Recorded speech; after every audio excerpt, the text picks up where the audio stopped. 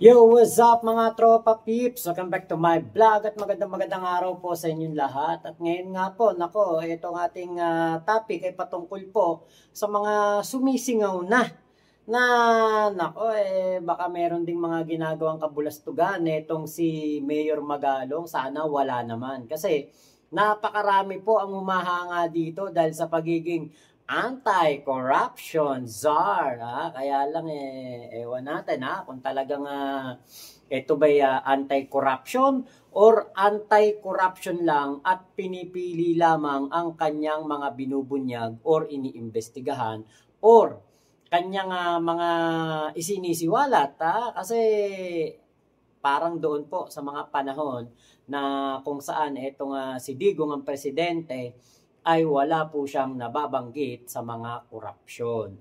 So, ngayon, ito si Sec Boying Remulla, pakinggan po ninyo at panoorin ang kanyang sinasabi patungkol po dito sa mas maaaring may mga anomalya na mga mga project doon po sa lugar ni Magalong. Tuloy di kami natuloy. But I viewed the projects, no? Marami kasi yung projects na yan sa Benguet area, tsaka sa Zigzag, sa paikot ng Baguio, sa Mountain Province, tsaka sa Benguet, at the other provinces within the Cordillera. So, marami na ako nakuhang word about, kasi umakit ako doon, may kausap din ako mga locals na engineers who talk to me about it. Yun nga, yung overpricing at labor-only contracting na nangyari. Ayun ang sinasabi sa akin ng locals. Somebody supplied the rock netting, and then somebody just supplied the labor. And it was not really much of a, it's not rocket science to be able to do that. Pero the pricing seems to be outrageous, disadvantageous to the government. So yan diyan kami nagsisimula dyan, sa rock netting. But I will talk to Mayor Magalong. He's asked me to come back, and I intend to go back to Baguio, but probably in November already for the rock netting issue. Kasi yun ang mainit dyan reports of around 400% overpricing of the materials used for rock nets. So, kung totoo po na merong anomalya dyan po sa Baguio, sa mga rock netting, sa mga proyekto ng DPWH na selective lang ang ginawang kumbaga pagpili, yung parang mayroong mga pinapaboran ang mga taga DPWH o taga LGU patungkol po sa mga proyekto at pinipili nila yung mga kontraktor na baka kaibigan nila, baka 'di ba, mga kumpare, mga kamag-anak, nako, talaga pong marami po ang madidismaya sa Baguio Mayor dahil po dyan sa issue na yan, kung totoo. Ngayon po, meron akong napanood na video at i-share ko po sa inyo. Ito po'y patungkol sa kontrobersyal na Baguio City Market. At alam nyo, ako kasi dati halos araw-araw sa palengke. Nagkaroon kami ng pwesto sa palengke, nagtinda kami sa palengke. Nung time na ang nanay ko may tindahan, araw-araw kaming namamalengke. Kaya ako alam ko ang kumbaga yung parang traditional na palengke. Yan ang gusto ko na pupuntahang palengke. Kapag mamamalengke ka sa mall, parang hindi bagay di ba, kunwari, bibili ka ng manok sa mall, bibili ka ng isda sa mall, parang hindi bagay. Parang hindi po akma sa ating mga Pilipino, lalo pa tayo po yung nakasanayan natin. Yun ang ating talagang kumbaga minamahal at tinatangkilik. Ngayon, ito po yung issue sa Baguio City Market. At isa po si Mayor Benjamin Magalong sa nagnanais na ito po ay maging pinakamaganda daw, pinakamalaki sa buong Asia. Nako, kaya lang walang budget ang Baguio City. Ngayon, ang solusyon, privatize at parang makikipag-partner sa isang napakalaking kumpanya. Naku, marami pong umaangal dyan. Panoorin po ninyo. The people of Baguio deserves a better market.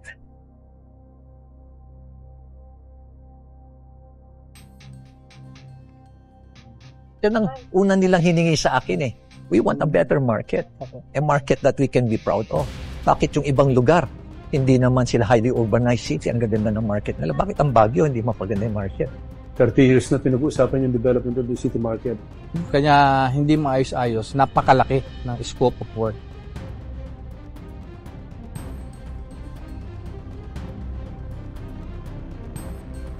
$2.5 matatapos mo yung structure. But you have to operate it and everything. Umabot ng 6. 6 billion. Saan tayo kukuha ng ganyan kalaking pera na 6 billion? Pero sabi ko, hindi yung structure lang, yung building lang. Kasya na yung 2.5.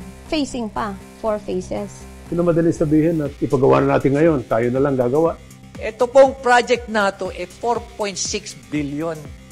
Ang budget po ng gobyerno, ang pera po ng gobyerno, 2.7 billion. Talaga naman kahit anong pag-aralan mo, walang pera ang gobyerno eh.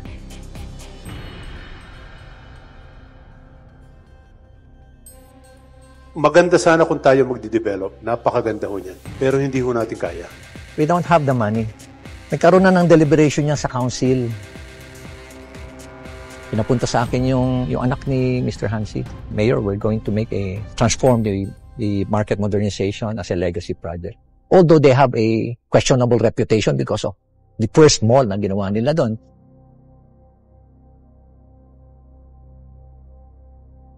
Sira-sira ng pangalan nila sa Baguio because of the Luneta Hill. And now we don't have the trees. Coming from that, why would I trust them now?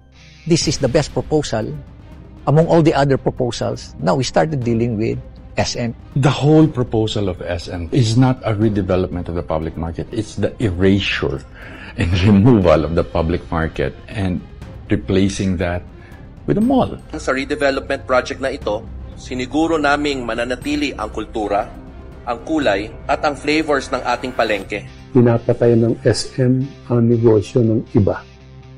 Kung i-involve mo a private company, meron din silang negosyo doon, if you will survey yung mga vendors, ang preference nila, city ang mag-develop, hindi yung private. Eh di kung maging mall ito, maging mahal ang upa, di ba? Maging mataas na rin ang mga paninda. Ang tumol-tumol na nga ng bintahan namin, kami-kami lang ha.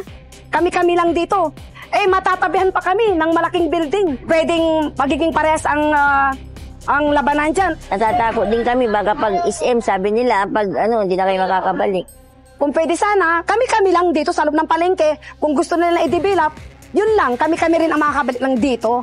Bakit tayo tatawag ng tigalabas? Tigalabas yan, edi yung mga magpa-participate dyan will also come from all over the country. It no longer becomes a local market. It just becomes a locally located global market. Kahit na ano na yan, pwede. It will be one of the most beautiful market not only in the Philippines but in Asia.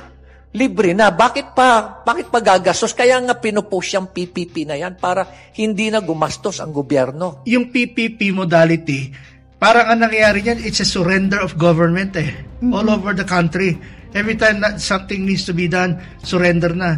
Now, I can understand if there are undertakings as big as, for example, an international airport. Talagang hindi kaya ng local government yan. O kaya a seaport or a manufacturing, an export processing, hindi kaya ng city yan. Pero kung market, little things like that, those are undertakings that the city government should sink its teeth on. As a functioning local government unit, you're relinquishing your function as a local government unit kung ang sagot ninyo sa lahat ng problema, kumuha ng private investor. Ang purpose na lang ng city government, mga officials natin, is to enter into these transactions with private corporations. Wala na silang sagutin sa mga naghalal sa kanila. Sa pinapakita nila na terms and conditions, can be interpreted na wala na ang public market na ibigay sa corporation. Kung sinasabi nating walang resources, bakit hindi natin iayon ang available resources dun sa konsepto? Bakit tayo nagde-develop ng ganito kalaki? Again, it's not only to future-proof the public market for the expected increase of the city. We cannot stop that. we do the development pursuant to the financial capability of the city na hindi maisasakripisyo yung other priority concerns of the city government. Government will be managing and operating the market. And all the revenues that will be generated will go to the government. Walang share ang SM. Bakit di nilang tayo mag-operate mag-manage ng parking? Mahal ang parking. Alam mo ba? Magkano ang parking? Yung operation, yung management.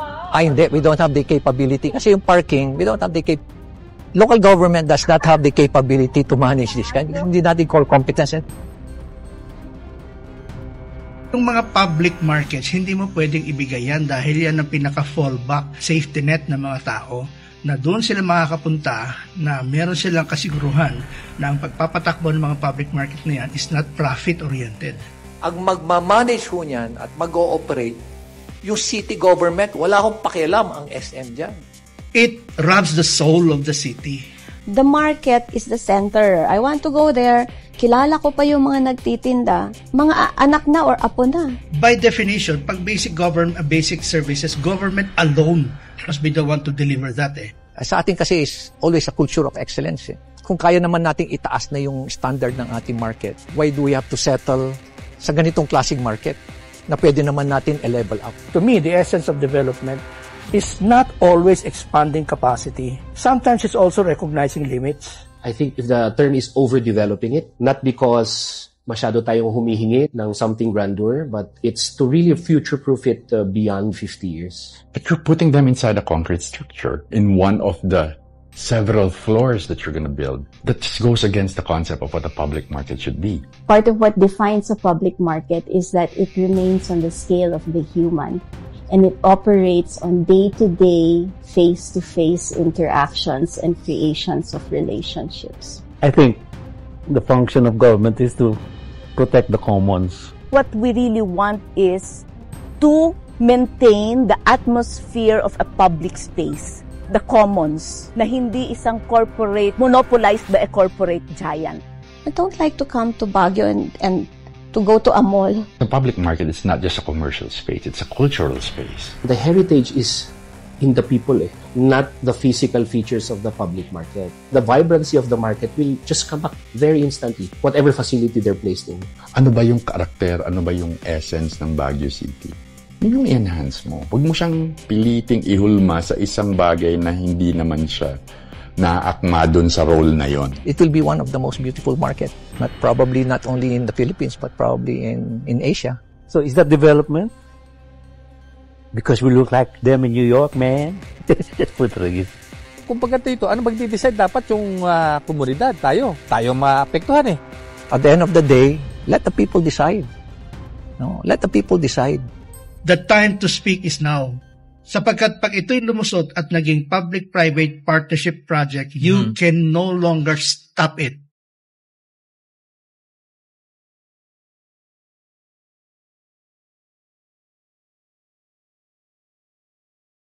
Nako, mukhang marami pong umaangal dyan sa kagustuhan ng mayor ng Baguio na gawin pong private o public-private partnership project itong Baguio City Market. Pero tama nga naman yung sinabi ni Mayor Magalong, hayaan ang taong bayan ang mag-decide. Diba? Totoo yun, tama yun. Kaya nga 'di ba merong mga plebisito na ginagawa at pinagbobotohan kung ano ang mayorya na mapagdesisyonan, yun po ang nasusunod sa isang LGU. Pero alam niyo po, malakas kasi ang syempre ang impluwensya ng isang mayor na nagnanais na maging private public partnership itong palengke ng Baguio dahil nga po syempre mayor ka, ang gusto mo mapaganda ang syudad mo, maging world class o maging isa sa pinakamaganda sa Asia.